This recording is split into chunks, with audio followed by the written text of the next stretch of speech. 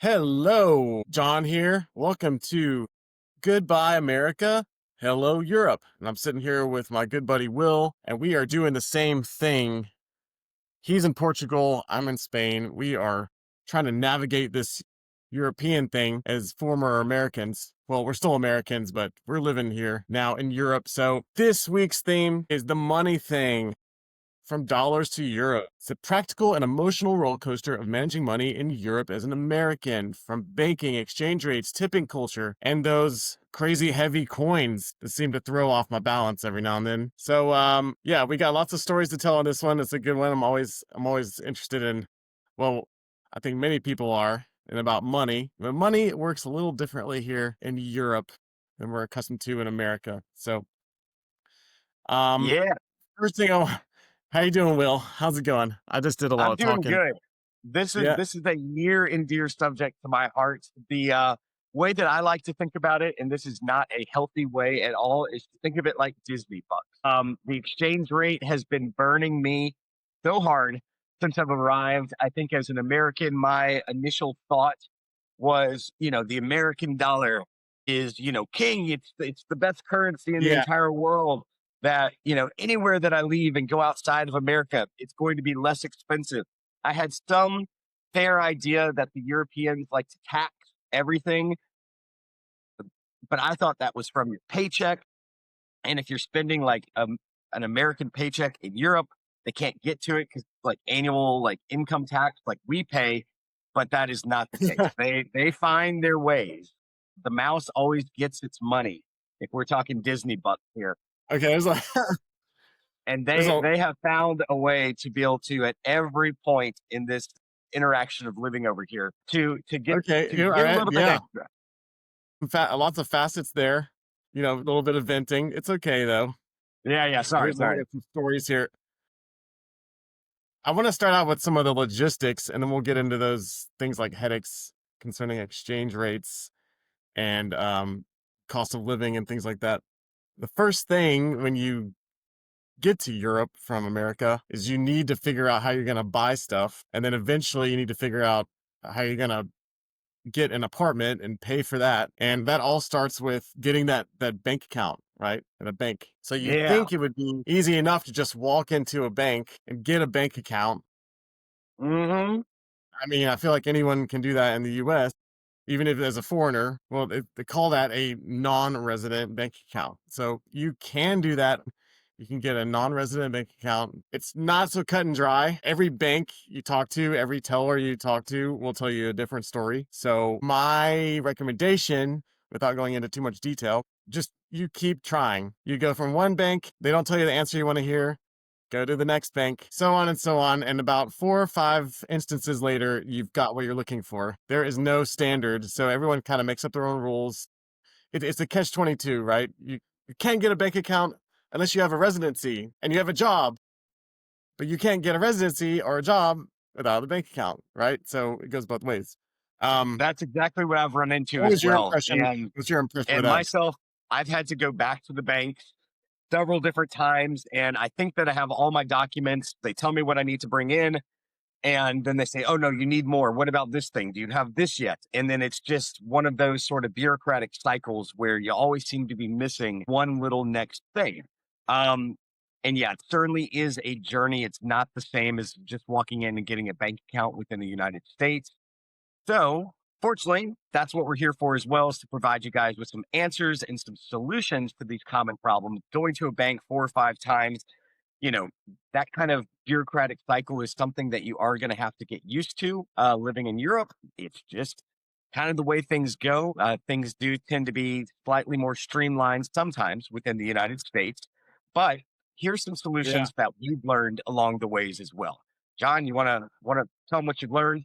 Because it helped me a lot when you told me about it. Well, doing this whole thing is a test of character, building character, gaining persistence, things like that. That's not really why we're doing it, but it's sort of a benefit, I guess you could say. In the end, what I had to do the first time was get my friend who was already a resident to add me to his bank account. Whoa. Actually, did we do it that way?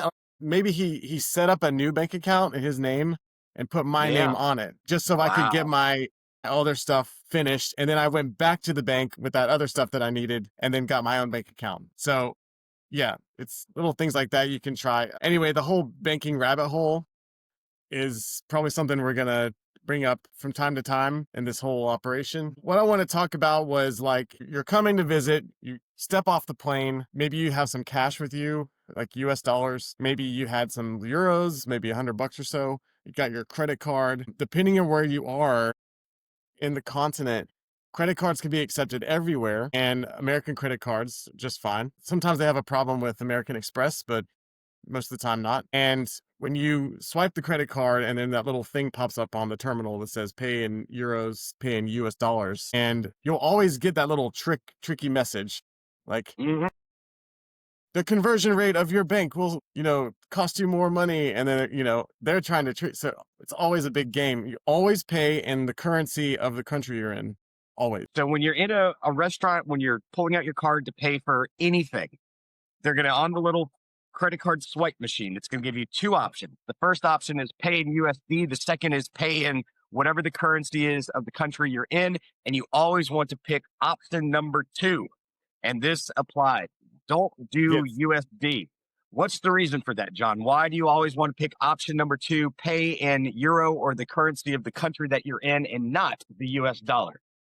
There's always that little tricky message that says your bank will charge you a something something fee if you pay in this currency, and you sort of have to second guess yourself. But that is a trick. They're trying to trick you into going with their exchange so they can make an extra 2-3% off the top. It's just like some mafia stuff back in the day. Always pay in the currency of the country you're in, or in this case, if the country you're in is taking euro, most credit cards will have a fair exchange rate, as we say, which means they're not going to take some percentages off the top. Right. So the way that I like to think about that is I want to avoid my money being exchanged as many times as I can. So if they're between my bank and the person that I'm trying to pay, I want to get my money to that person as quickly as I can. So if there's a little kiosk, if there's an ATM, if there's anything in the way there that wants to do an exchange for me before my bank does it, I say, no, my bank is going to be the one that makes that exchange to get the money over to you or out of the ATM to me. I want to deny the fees as much as possible because again, they just stack up 2 to 3%. And once you see it, if you take, 200 euros out and then you look at your credit card or your bank statement and it comes out to be 240 out of your card, Yeah. you just lost 40 bucks. You just lost 40 bucks to Walt Disney, to Mickey Mouse. And you're like, where did that money go? And you know, that's why I like to think of it as fantasy dollars sometimes, but these are very real things that you're going to be dealing with while you're over here in Europe. That's just a coping mechanism for myself. A very good point, Will. I really like it. Keep as many hands out of the cookie jar as possible. Yeah. And your bank is the one that should be doing the conversion, not anyone else's bank. Hmm. So one thing to take note of, the taking $200 out, or sorry, taking 200 euros out of an ATM, looking on your bank statement and it says $240. There was a bit of an exchange rate difference. So right now it's gotten to where 85 cents of a euro is equal $1. So that means if you took 200 euros out of an ATM without the ATM fees, which you are going to have probably a €3 ATM fee, there's going to be an extra $30. So it's gonna look like $230 when you took out 200 euros. Yeah. But but here's how I justify it. And I tell people this a lot. Like, this is how I justify it. My mom, she'll come to visit. She'll be like, everything's so expensive over here. And I'll say, well, actually, value added tax is included in all the price here. So imagine when you go grocery shopping in the US and you have $100 grocery bill. Well, they're also going to add on the tax at the end. So you might actually pay 107. You might actually pay, even higher. If you're in Tennessee, I think they have even higher taxes, like $112. So that tax is added on at the end, where it's included already in most of the European prices. I see what you're getting at. Getting euros, once you have your bank account here, and let's say you're still bringing income or have some assets in the United States, getting that money over here number one easiest way is, Will, what do you use? Oh, I like Wise an awful lot. Yeah, is that an answer that you had on your chart? I think it's the best one. I wouldn't use another one. Yeah. Okay, man. So for me, what I understand about Wise is that it is a money exchange similar to Vimeo, Cash App, any of the other PayPal money exchange programs that we have in the United States. But it was started in um, the Netherlands and Germany, somewhere like that. And that is the application that I was able to attach to paying my homeowner. So I'm renting my house right now, to all of my utilities within town. So that means the internet, the water, the power for the house is all being direct debited from this Wise account. It's extremely simple to be able to transfer money into it. I do feel like the exchange rate for it is fair, it's Yeah. fast, and I'm so thankful that was that easy to be able to set up after discovering what a journey it's been to try and get a bank account within this country. So very, very thankful for the Wise application and their entire network and how I've been able to link that to essential living utilities and payments each month. So wise all the way. And do they have, that's another thing I wanted to address. This took me years to figure out, as silly as it sounds. Do they have things like Venmo in Portugal? Like in the US, we have Venmo, like pay your friends app. What do they use in Portugal? Man, I really have not run into that hardly at all since I've been here. There's How do you really pay been for no stuff one that, when you go out with friends and stuff? Just cash? man, yeah, just cash usually is how I like to do it so that we never really run into any kind of weird money exchange issues. Yeah. I thought they had like an app. They always have every country you go to, they have like another app thing. It's like pay with this squash thing, or in Spain it's Bizum, like just Bizum me. Yeah. And then you have to just know Man, what I'm that trying to is. think. I Like the people playing guitar on the street, they don't even take coins anymore. They just they have their Bizum name to it's a wild, wonderful future that we're living in. That's amazing. Good yeah, for them. nice. Awesome. That is something that you have to set up through your bank account. So you have to have a bank account first to set up one of those Okay. apps. It's like Venmo, but it works pretty well. Like friends, if you go out to dinner and you need to pay them back, things like that. At home, once you get here and you get your bank app, then you're going to want to get whatever your country's local money exchange program is so that you can tip your local street performers. Those are hardworking people and they deserve a tip. Just be prepared for them not to take any coinage. We are living in the year 2025. It's not really fashionable anymore It's just to true. toss them a coin. You're going to want to, do that money exchange with the buskers and keep that vibe alive, y'all. It's pretty old. It's old school. Do you have It to is, pay? yeah. Are there places that are only taking cash where you are?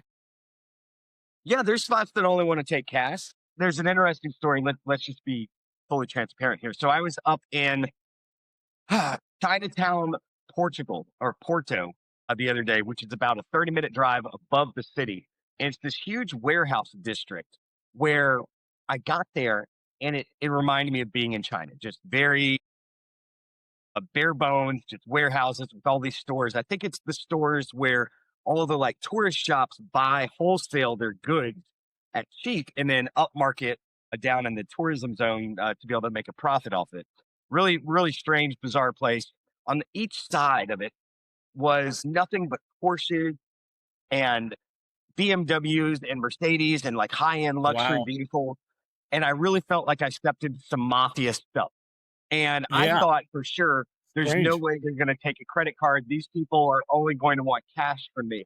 But they actually took the credit card. And I couldn't believe it. They let my Interesting. American credit card work.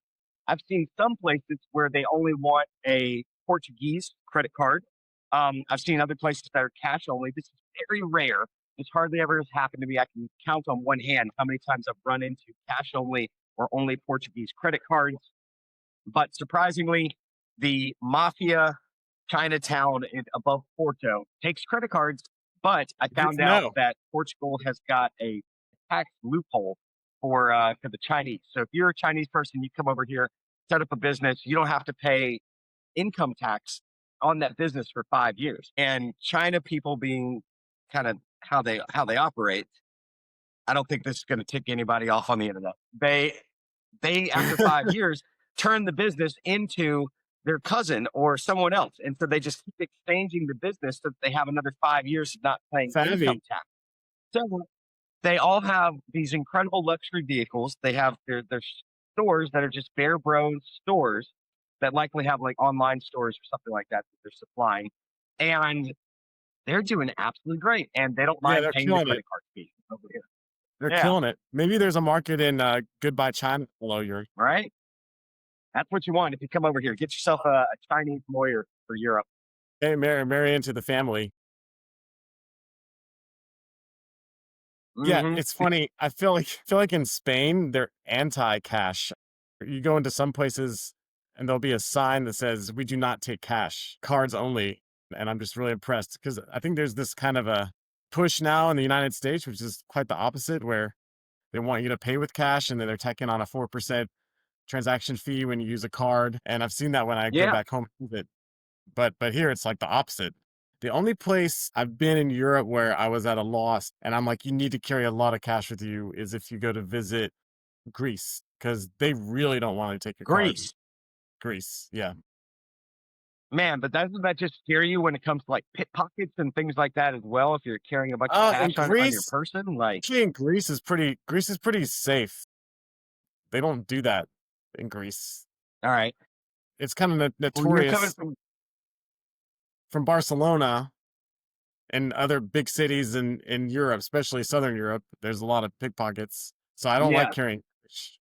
I don't carry much cash, but yeah. Within this short amount of time, I think everyone saw what was going on during Paris and the Olympics, and like the Americans fighting back against the pickpockets.